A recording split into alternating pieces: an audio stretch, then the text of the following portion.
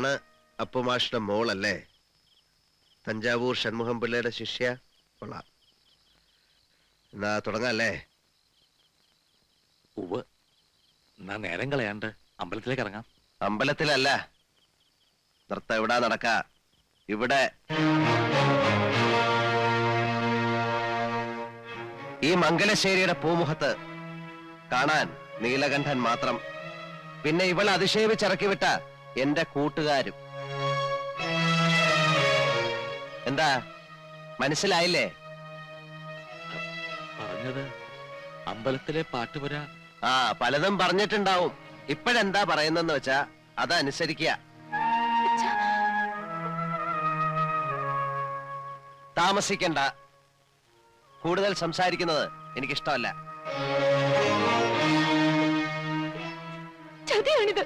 അതെ, ചതിയും കള്ളവും എല്ലാം ഞാൻ പ്രയോഗിക്കും. വേണ്ടി വന്ന കരുത്തും. എന്റെ വിജയത്തിന് വേണ്ടി. ചില കളികള് ഞാൻ ജയിക്കാൻ വേണ്ടി മാത്രമാ കളിക്കണേ. നിർബന്ധ ബുദ്ധി കാട്ടരുത്. പഠിത്തം കഴിഞ്ഞു വന്ന എന്റെ മോളുടെ അരങ്ങേറ്റാ ഇന്ന് നടക്കേണ്ടത്. അത് ഇങ്ങനൊരു ചുറ്റുപാടിൽ അലങ്കോലായാൽ മോളുടെ ഭാവിയെക്കുറിച്ച് ആദ്യമുള്ള ഒരു അച്ഛൻ പറയുന്നതാണ്. പ്രസംഗിക്കണ്ട. ഭാവം വളരെ ചീത്തയാണ്. സ്വരൂപം പുറത്തെടുക്കാൻ അവസരം ഉണ്ടാക്കണ്ട. നിങ്ങളുടെ ഭീഷണിക്ക് ഞാൻ വഴങ്ങിയില്ലെങ്കിലോ? നൃത്തം ചെയ്യാൻ എനിക്ക് വയ്യാന്ന് പറഞ്ഞാൽ? വയ്യാന്ന് നീ പറയില്ല. പറഞ്ഞ നൃത്തം മാത്രമാവില്ല, ഞാൻ നിന്നെ കൊണ്ട് ചെയ്യിക്ക.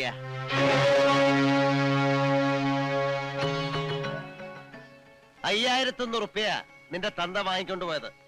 അത് മുതലാക്കാതെ ഒന്നിനെ ഈ പടിപ്പുരയ്ക്ക് പുറത്തേക്ക് ഞാൻ വിടില്ല. ഇത് നീലകണ്ഠനാ. വെറും വാക്ക് പറയുന്ന ശീലം എനിക്കില്ല. പണം വാങ്ങിച്ചു എന്നുള്ളത് നേരാ. അത് ചോദിച്ചാൽ തിരിച്ചു തരാൻ എന്റെ ലോട്ടില്ല താനും. വേണമെങ്കിൽ എന്റെ ജീവൻ എടുത്തോളൂ. എന്നാലും എന്റെ മോളെ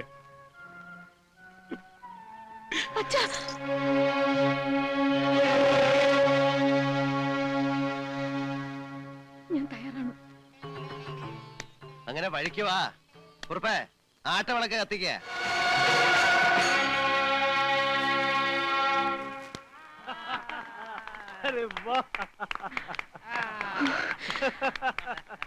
മതി മതി, ഇത്രയും മതി. മിടുക്കി, തകർത്ത് കളഞ്ഞു.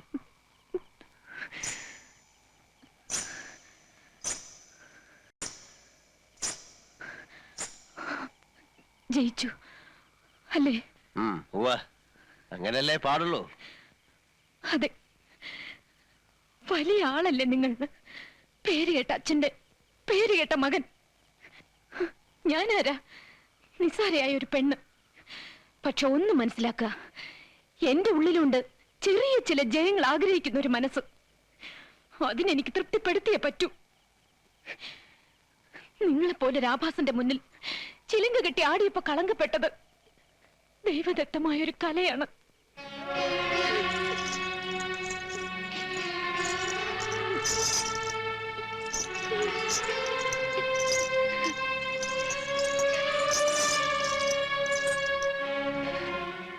എന്റെ കാലുകൾക്ക് ഇനി ഈ ചിലങ്ക ഇടാനുള്ള യോഗ്യതയില്ല.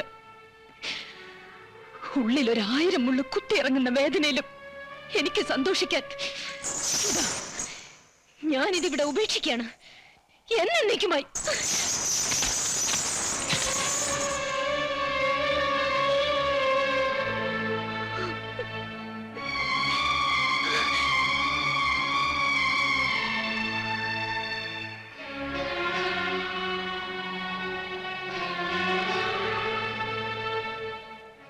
എന്തിനായിരുന്നു നീല ഈ ഒരു ശാപം കൂടെ ഏറ്റുവാങ്ങിയത്?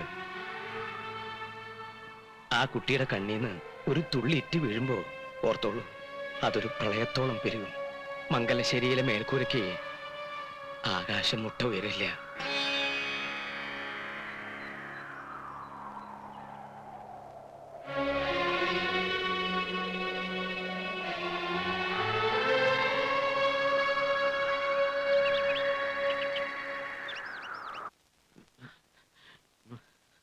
കുഴപ്പമായി. എന്താടോ? കല്ലൻ ചാക്ക് സിയെ ചെറിയാൻ പൊക്കി. ആരോ ഒറ്റിയതാ. മഫ്തിയിലാ വന്നേ. സർക്കിൾ ഓഫീസിലേക്കാ കൊണ്ടുപോയിരിക്കുന്നത്. ചെറിയാനല്ലെങ്കിലും നമ്മളോടത്ര സുഖത്തിലല്ലോ. നീ SI മധുരന്ന് വിളി. തല്ലും ചവിട്ടും കിട്ടുമ്പോ അവനുള്ള സത്യം പറയില്ലേ? ഹലോ ഹലോ പോലീസ് സ്റ്റേഷനല്ലേ? ആ ആ ഞാനാ നീലാണ്ടൻ, എസ് ഐ അല്ലേ? ആ ഉവ്വ. ഓഹോ, സബ് ജയില. ആ ശരി, അങ്ങനെയാ. റിമാൻഡില്ല, സബ് ജയില്. അവിടം വരെ പോണം, വണ്ടി റെഡിയാക്ക്. അവൻ കുറ്റമേറ്റിരിക്കുക.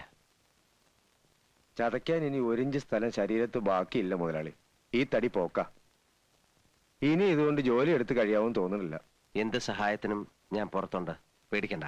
എന്നങ്ങനെ ഒരു വാക്ക് പറഞ്ഞുകൊണ്ടായില്ലോ സാറേ. പിന്നെ വളച്ചു കെട്ടാതെ കാര്യം ഞാനങ്ങ് പറയാം. ഒരു തുക കൈ കിട്ടണം. പെണ്ണും പിള്ളേരും പട്ടിണിയായിരുന്നല്ലോ. എന്താ വേണ്ട? 5 ലക്ഷം. ഇതിലൊരു പേശൽ വേണ്ട. എന്റെ അളിയൻ വരും, തുക അവന്റെ കിട്ടണം. അതിനെന്തെങ്കിലും മാറ്റം വന്നാ ഉള്ള സത്യം കോടതിയിൽ തുറന്നു പറഞ്ഞ് ഞാൻ തടിയൂരി എടുക്കും. ഈ 5 എന്നൊക്കെ പറയുന്നത് മുതലാളിക്കൊരു തുകയാണോ? ഏറ്റു.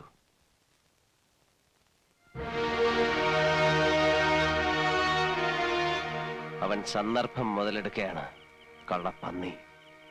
ഇനി അത് നോക്കണ്ട, പെട്ടുപോയില്ലേ? എങ്ങനെയെങ്കിലും തലയൂരി എടുക്കുകയാണ് ഇപ്പൊ വേണ്ടത്. 5 ലക്ഷം.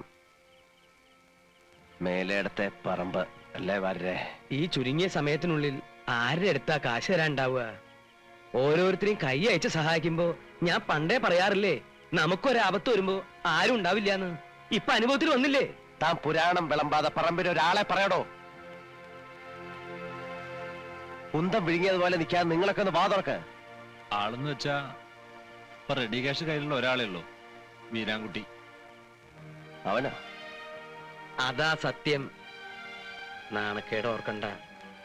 വേറൊരു വഴി ഇല്ലാത്തോണ്ടാ അവനെ തന്നെ കാണാം. ഞാനൊന്ന് സൂചിപ്പിച്ചിരുന്നു. ഇടനിലക്കാരൊന്നും ഇല്ലാതെ നീലൻ തന്നെ നേരിട്ട് വന്ന് സംസാരിക്കണമെന്നാ അവൻ പറഞ്ഞത്. മനസ്സിലായി. വേറെ ഒരു വഴിയില്ല അല്ലേ വരേ? ഇല്ല, സമയവും നമ്മുടെ കയ്യിൽ കുറവാ. എനിക്ക് നിങ്ങളോട് ഒരാലോഹ്യല്ല എന്നെ.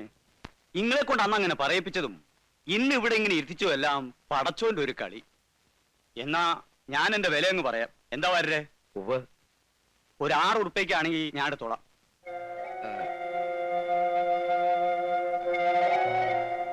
വീരാൻകുട്ടി, അത് വല്ലാണ്ട് കുറവല്ലേ? സെന്റിനൊരു... എനിക്ക് കൂടുതലൊന്നും പറയാനില്ല. സമ്മതമാണെങ്കിൽ കച്ചവടം ഉറപ്പിക്കാം. ഫുൾ ക്യാഷ് ഇപ്പൊ തന്നെ കൈത്തരും. വീരാൻകുട്ടി മുമ്പ് പറഞ്ഞത്... മുമ്പ് പറഞ്ഞാലേ നിങ്ങൾ മാറ്റിയില്ലേ? അതിൽ കൂടുതൽ വില ഞാൻ കാണുന്നില്ല.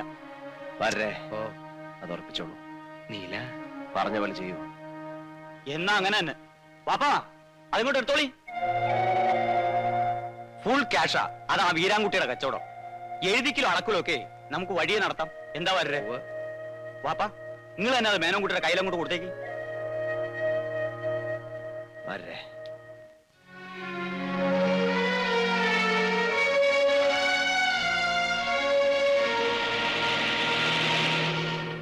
മേലേടത്തെ പറമ്പ് കയ്യിൽ നിന്ന് പോയിന്ന് വെച്ചാ വരുമാനത്തിന്റെ 1/3 നഷ്ടപ്പെട്ടു എന്നാ. ഏത് കണ്ണുപൊട്ടനും 10-12 രൂപ തരുന്ന വസ്തുവാ 6 രൂപയ്ക്ക് അവൻ തട്ടിയെടുത്തത്. പോട്ടെ വരേ, അങ്ങനെ നഷ്ടപ്പെട്ടത് എന്തെല്ലാം ഉണ്ട്. വരേ, ഞാൻ എന്താണോ ഇങ്ങനെ ആയിപ്പോയത്? താൻ ചിന്തിച്ചിട്ടുണ്ടോ അത്? ചിന്തിച്ചിട്ട് ഒരു എത്തും പിടിയും കിട്ടാത്ത കാര്യ. ആ തലവര, അല്ലാതെ എന്താ ഞാൻ പറയാ? എന്നാ ഇനി ചിന്തിച്ച് ഞാൻ പ്രയാസപ്പെടണ്ട. ഞാൻ ഇങ്ങനെ തന്നെയാ. അതെന്താ എന്ന് ചോദിച്ചാ ഞാൻ അങ്ങനെ തന്നെ, അത്ര തന്നെ. ഇതൊന്നും അല്ലാത്തൊരു നീലണ്ടെന്ന് വെച്ചാ അത് മറ്റാരും ആയി പോവും.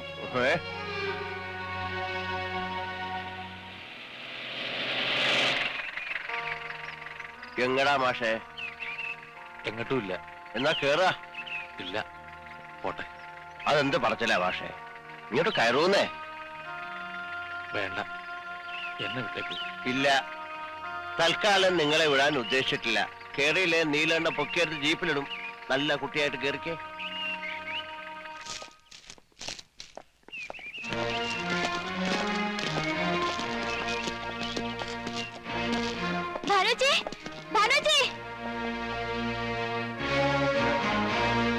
മാഷില്ലേ? ആരാ? അർബൻ ബാങ്കിൽ നിന്നാ റവന്യൂ റിക്കവറി. കൊടുക്കാവുന്ന അവധിയെല്ലാം കഴിഞ്ഞു. ഇനി ജപ്തിയല്ലാതെ ഞങ്ങൾക്ക് വേറെ വഴിയില്ല.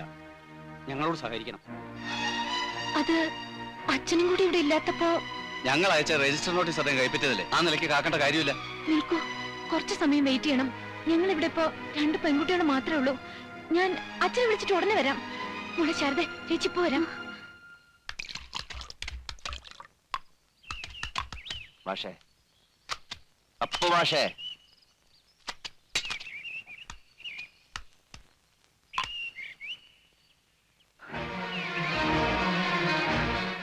എങ്ങട്ടാ കുട്ടിയെ നട്ടുച്ചയ്ക്ക് വേണ്ടണേ? അച്ഛനെ കണ്ടോ ചോദിപ്പേ? മാഷ് മംഗലശ്ശേരിയിലെ വണ്ടിയിൽ പോണത് കണ്ടല്ലോ. എന്താ കാര്യം? മാഷ് ഇങ്ങനെ മിണ്ടാട്ടം ഇല്ലാതിരിക്കണേ എനിക്ക് ഇഷ്ടമല്ല കേട്ടോ. ഞാൻ പറഞ്ഞില്ലേ മാഷേ, എനിക്കതിലെ പ്രയാസമുണ്ട്. അങ്ങനെ സംഭവിക്കാൻ പാടില്ലായിരുന്നു. എന്ത് ചെയ്യാ?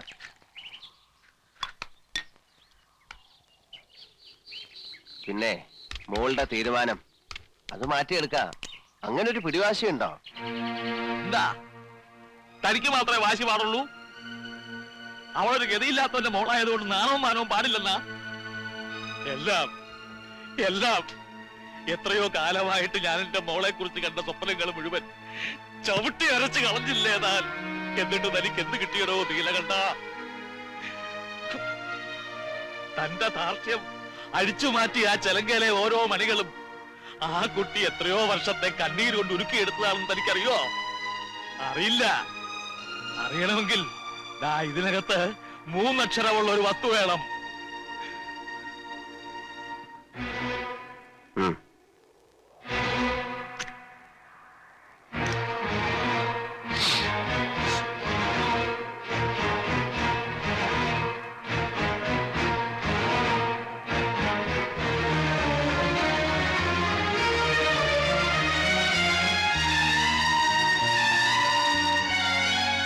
പൊറുക്കണം. ഉള്ളിലെ വേദന എല്ലാം കൂടെ പുറത്തു വന്നപ്പോ കണ്ണു കണ്ടില്ല. പൊറുക്കണം. പക്ഷേ ആശ്വസിപ്പിക്കാൻ പറയേണ്ട നല്ല വാക്കുകളൊന്നും എന്റെ നാക്കിൽ വരില്ല. ഹൃദയമില്ലാത്തവനാ, ദുഷ്ടനാ.